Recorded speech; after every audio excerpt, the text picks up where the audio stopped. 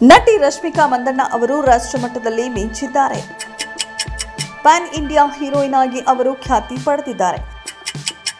ಅವರು ಮಾಡಿದ PAN India ಸಿನಿಮಾಗಳೆಲ್ಲ super hit ಆಗಿವೆ. ಆನಿಮಲ್, ಚಾವಾ, ಪುಷ್ಪ 2 ಮುಂತಾದ ಸಿನಿಮಾಗಳ ಯಶಸ್ಸಿನಿಂದ ರಶ್ಮಿಕಾ ಅವರು ಜನಪ್ರಿಯತೆ ಹಂಚಿಕೊಂಡಿದ್ದಾರೆ. ಉತ್ತರ ಭಾರತದ ಪ್ರೇಕ್ಷಕರಿಗೂ ರಶ್ಮಿಕಾ ಅಚ್ಚುಮೆಚ್ಚು. ಅವರನ್ನ ನ್ಯಾಷನಲ್ ಕ್ರಶ್ ಅಂತ ಹೊಗಳಿದವರು ಅವರೇ. ಆದ್ರೆ ಈಗ ಯಾಕೋ ಟೈಮ್ ಬದಲಾದಂತೆ ಕಾಣುತ್ತಿದೆ. ಹಿಂದಿ ಪ್ರೇಕ್ಷಕರೇ ರಶ್ಮಿಕಾ ಅವರನ್ನ ಟ್ರೋಲ್ ಮಾಡಲು ಆರಂಭಿಸಿದ್ದಾರೆ. ಇದಕ್ಕೆ ಕಾರಣ ಆಗಿರುವುದು ಸಿಕಂದರ್ ಸಿನಿಮಾ. ಬಹುನಿರೀಕ್ಷಿತ ಸಿಕಂದರ್ ಸಿನಿಮಾದಲ್ಲಿ ಸಲ್ಮಾನ್ ಖಾನ್ ಅವರಿಗೆ ರಶ್ಮಿಕಾ ಮಂದಣ್ಣ ಜೋಡಿ ಆಗಿದ್ದಾರೆ. AR ಮುರುಗದಾಸ್ ಅವರು ಈ ಚಿತ್ರಕ್ಕೆ ನಿರ್ದೇಶನ ಮಾಡಿದ್ದಾರೆ. ಮಾರ್ಚ್ 30ರಂದು ಸಿಕಂದರ್ ಬಿಡುಗಡೆ ಆಗಲಿದೆ. ಈ ಚಿತ್ರದ ಟ್ರೇಲರ್ ಇತ್ತೀಚೆಗೆ ರಿಲೀಸ್ ಆಗಿದೆ. ಟ್ರೇಲರ್ ನೋಡಿದ ಅಪ್ಪಟ ಅಭಿಮಾನಿಗಳು ಮೆಚ್ಚಿಕೊಂಡಿದ್ದಾರೆ.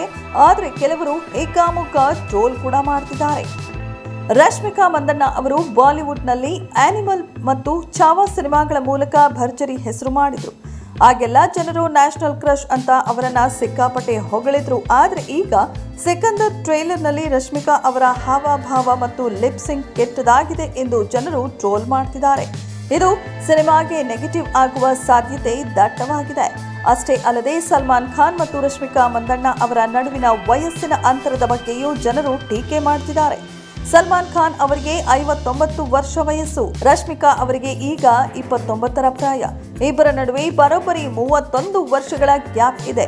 ಹಾಗಿದ್ರೂ ಕೂಡ ಅವರಿಬ್ಬರು ಪ್ರೇಮಿಗಳಾಗಿ ನಟಿಸಿದ್ದಾರೆ. ಇದನ್ನ ನೆಟ್ಟಿಗರು ಖಂಡಿಸುತ್ತಿದ್ದಾರೆ.